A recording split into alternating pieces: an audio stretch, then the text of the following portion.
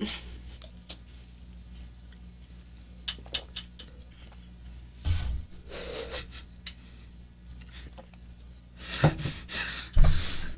don't know what you're laughing at. I'm just laughing at how awkward you're drinking that water. I'm drinking it awkwardly? Yeah, you're just looking, you're like... Is it weird to make eye contact when you're drinking? No, the way you were looking, you're like this. And I'm just like, why are you looking around while you're drinking?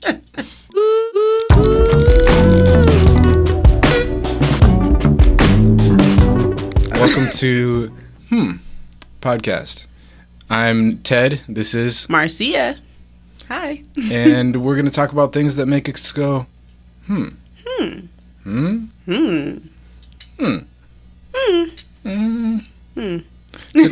Today I thought we could talk about kind of pursuing our passions and goals as kind of creatives. I know that that's a big kind of topic nowadays, and since we're doing kind of our own work, I thought it'd be really cool to kind of our thoughts and ideas about what's going on with that in either our lives or just what we've seen going on. So do you have anything you kind of want to start off with? Yeah, I mean, I've been actually on this wave of like thinking about dreams, aspirations, passions, whatever you want to call it. And as of lately, I've been like sitting and watching some YouTube videos on like the best ways to pursue your dreams and aspirations, and just the most effective ways and how to stay on track and stuff like that. So I think it was yesterday, actually, I spent some time watching a video of this. It was actually like, I think it was a podcast or just a recording of somebody talking. I'm not sure.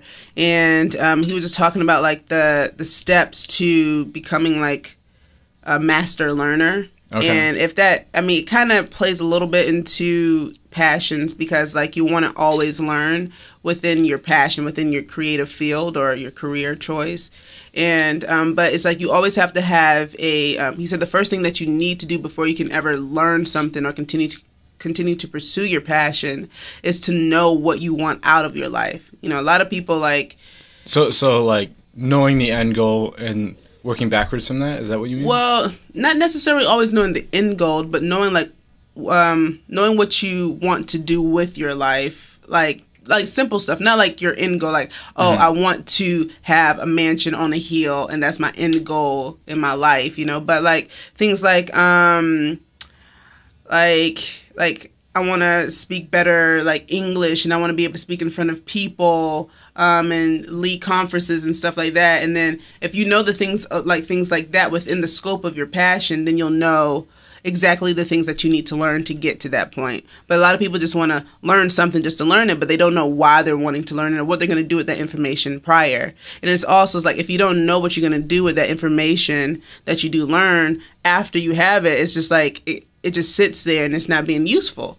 So it's like if you know what you want to do with what you're going to learn prior to, you know, taking that class or taking that course or going to school for it, then, you know, ultimately there's a purpose for it and it'll work later on. Okay. So like, was that like, who do you think that, like, I guess it can apply to anyone, but in what circumstances, because I guess in my head I'm thinking like of me like junior, senior year of high school being like, I don't know what to do with my life. Yeah. And so how would what you say,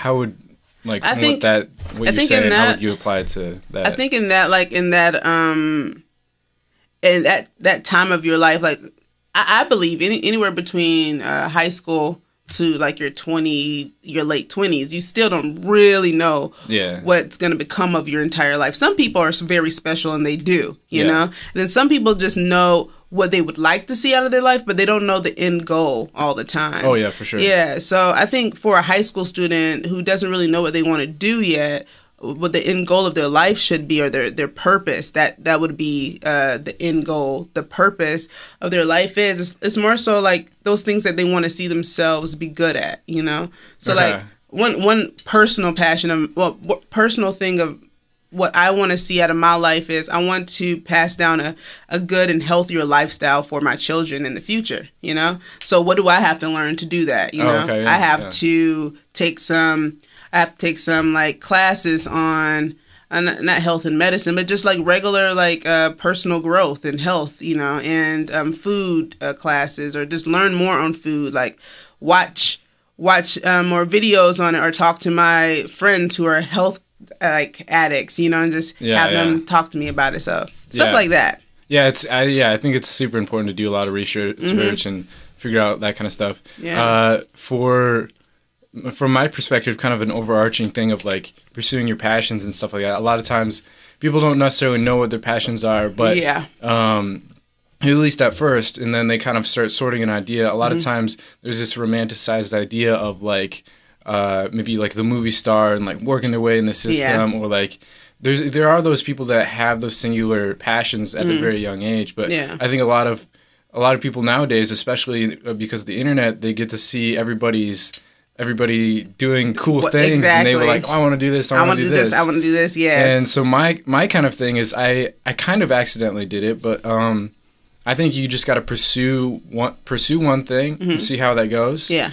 And if it doesn't work out, like that's okay. You can kind of pursue something else. So I kind of accidentally did it because like I said, I didn't really know what I wanted to do junior, senior year. Yeah. But I had a creative kind of mind. I loved like building things. I loved I enjoyed math. I wasn't amazing at math, but I enjoyed math. So all that kind of combined together, I was like, okay, engineering would be great. There's a big need for engineering, mechanical engineering specifically. Yeah. So I went to college for that. When he told me that, I was like, "You went to college for mechanical engineering?" I didn't get a degree in it or anything. Still, you started off in it. Good grief! Yeah, I think I got to the point get in that program where I was like, it's getting pretty hard, and I don't love it enough to truly continue. Yeah. I mean, I could do it.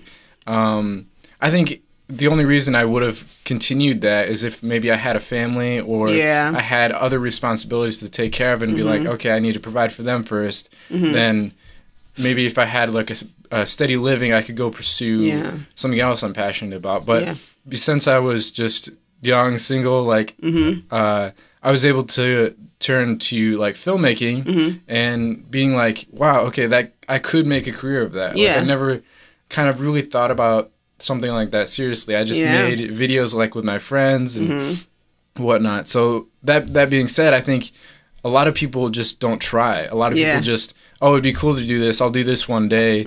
I have maybe a hobby or something, but they don't just go at it and see if it works. And if it doesn't work, like that's okay. Like you can keep trying something else. I don't know. I completely agree. With me, I didn't know I was going to go into film or photography until I figured out what I was doing was what I didn't want to do, or what I was doing was what everybody else thought I should do. And so, and even for a good bit of my time in film and photography, I didn't know that it was my passion yet. It was just something I could do really well. I did really well, and I picked up on it really quick. Yeah. And so it's just like, I do this really well, but is it really my passion to be doing this? Yeah. And I found that it's not necessarily the entire concept of film and concept of photography that I'm passionate about. My passion was and still is just creativity and artistry, you know? Yeah. And I learned that that's really it when one day, the struggle was real and I started applying for jobs, and I applied for an art teacher position, and I got it, and I started working with these kids, teaching them art that I didn't necessarily know I could even make at first, and then teaching them how to do it, and then them just being excited to do it, and just seeing that aspect of it. So like seeing that side of art, and then seeing what I had already been doing in my career with film and photography, and just knowing that there was something missing there. And I believe that the education of creativity and artistry filled that void and made my entire passion complete. That's cool.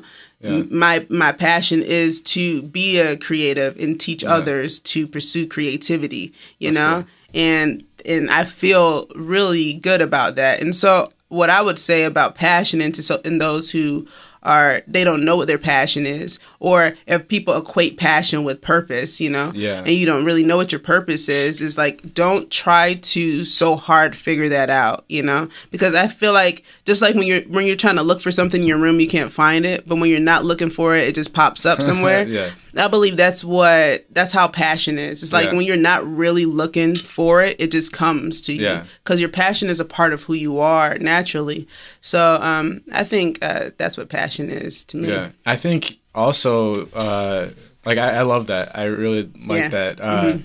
Yeah, I think also like you can develop passion over time. Like maybe it's something that you're not so great at. I know video editing took me a long time to actually. Yeah, I mean, sometimes it's a grind and you just hate it. But the better I get at it, the more I actually enjoy it, and the more it's just kind of something fluid to do, and I'm not like stumbling over like what types, what to do, how do you do it, and what stuff. keys to press and whatnot. And so like I think that can be almost said for any job. Once you start getting to the point of and you somewhat, do it daily, somewhat mastering it, it can be somewhat enjoyable. And you saying that mastering it, it's like you have, if you're going to do something, you have to make sure you do it a lot, because if you don't do it a lot, you're not going to master it, and you're not going to know if you want to do it or not. It's like if you do it every now and then, oh, I like this or I like that. Okay, cool. But if you're not doing it daily, then you won't really figure out if you like doing it or not. Because if you do it daily and you're just like, this is just too much for me, you'll figure out that that's not for you. Like our school that we went to, Full Sail University, all the students have to go through every process of filmmaking. And through those processes, they figure out what their favorite part of it is. If they're a pre-productionist, production, or post-production person, or if they're just the entire package, like a digital cinematographer like I am. Even in that, I still figured out that I like pre-production and production more than I like post-production. So, it's just like you got to do it daily to figure out what you really like. Yeah. Yeah, I think even if you can't do it daily, like something weekly, like I guess weekly is more of a hobby. It is more of a hobby. Like you really have to step into you have to step your entire life into what you're doing at the time to really figure out, do I need to spend the most of my time in this or no? So I don't know. I think passion is a special thing, and I don't think everybody needs to push to try to get it. Just allow it to happen. That's what I would say. Yeah. And then also, I believe it's important, especially in today's age when we're many millennials and then a generation right under millennials. Growing up in the digital age where it's just like social media is kind of how people see life, and if they don't really have a good perspective of life, that's what they're going to be holding on to, is what social media shows them. And I believe what a lot of young people are seeing now is quick success. Yeah. And they're seeing they're seeing people just pop out of nowhere with these careers, these Instagram famous people who don't really have like that job that you would think they, you should get or whatever, quote unquote, but it is a real job. Thing about it is, at the end of the day, people think that these people just pop out of nowhere on social media, but for years, these people have been working at their craft as a comedian or as a personality figure, and then just something happens to where finally it pays off. So I would say just you got to work at it. Yeah, that was exactly what I was going to say. I think you can have all the passion in the world for something, but if you don't work at it, there you go. And I think kind of going a little more specific, like you got to set those goals and set those steps. It's because a lot of times, like, there's this passion that you have, and it's this big lofty goal, but how do you actually get there? Yeah. You got to kind of break it down and be like, okay, if I do this once a week or this 3 times a week, then I can start learning more about it. Exactly. If I take an online course and just keep doing it, like eventually I'll get there. Because a lot of times it's like that instant gratification world. It's like, I want to learn it now, and then you just get burnt out of like you're like, oh, I don't care about this. Eventually you're going to be like, I don't care about this anymore. Even though you do like it, you just get burnt out. It's just so much information, because everything comes with many steps to do. Like you have to go through a process in order to become good at something or just to know something. And that's why it's important that not only you do your research prior to going into something, but when you do start it, make sure you're consistent at it and that you're doing it every single day, whatever it is that you're doing. The video that I watched, he gave steps. He says you have to first know what you want to do, and then you have to find examples of someone who has done it before. So don't try to be a trailblazer all the time because, and then you have to practice it daily, and then get feedback, when you have done something, get feedback on it, and go to somebody that's not just going to be a yes man to you, but someone that's going to tell you like it is.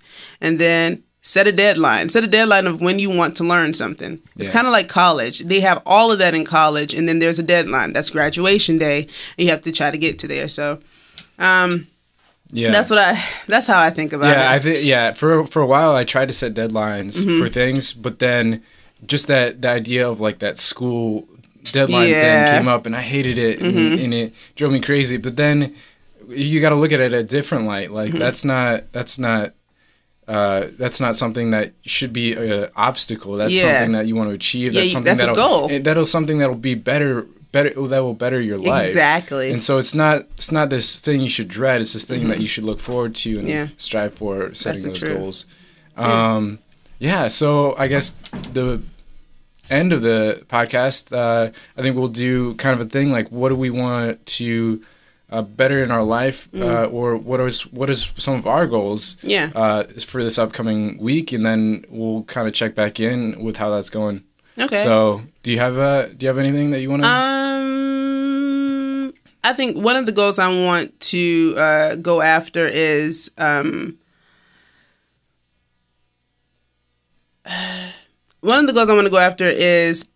looking into my musical artistry a little bit more, studying the music business field just slightly, not the music business, but just my side of music, my genre, how I could grow in that area, my vocal ability. So just the general scope of it, just looking into how I can become better as a musician. And what's like a tangible goal that you can kind of set?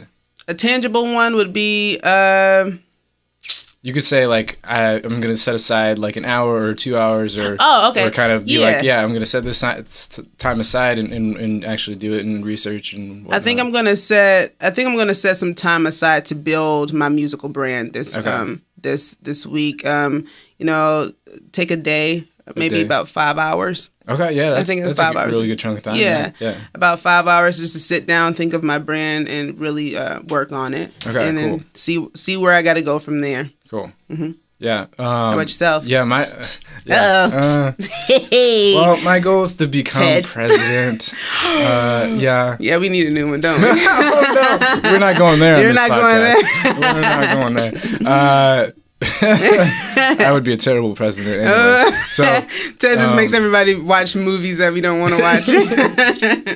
These art house movies. Mm-hmm. My goal, I've been really wanting to get into VFX kind of stuff and like compositing and all that. Mm-hmm. So I got a course on Udemy. It's like a website for just like has courses on it. Gotcha. But I haven't actually gone through it. So my goal for next time we record is to at least get a good chunk of that done. So maybe like halfway through the course. I'm not sure how many hours the course is, but that's a pretty lofty goal. So I think that'll be really good for me. Yeah. What was the time? Because sometimes online courses show you like how long it should take to do it. Yeah. I can't remember how long it was. Yeah. Well, if it says a week, you're just gonna have to do some crash coursing in there. Yeah. I think maybe like a 9-hour course or something like that. Right, so it's not too crazy. Oh yeah, you can break that up throughout the week. Yeah, totally. Yeah. Well, all right then. Yeah, that's just something I've been procrastinating and. Get over. Yeah. That's going to be another subject we're going to talk about. Yeah, it is. Because, man, that's a major part of a lot of people's lives is procrastination. We got to get it out of our lives. Mm-hmm. Appreciate you guys listening. We'll have more subjects and more ideas that we're going to go, about. We'll catch you guys in the next episode. Bye. See you.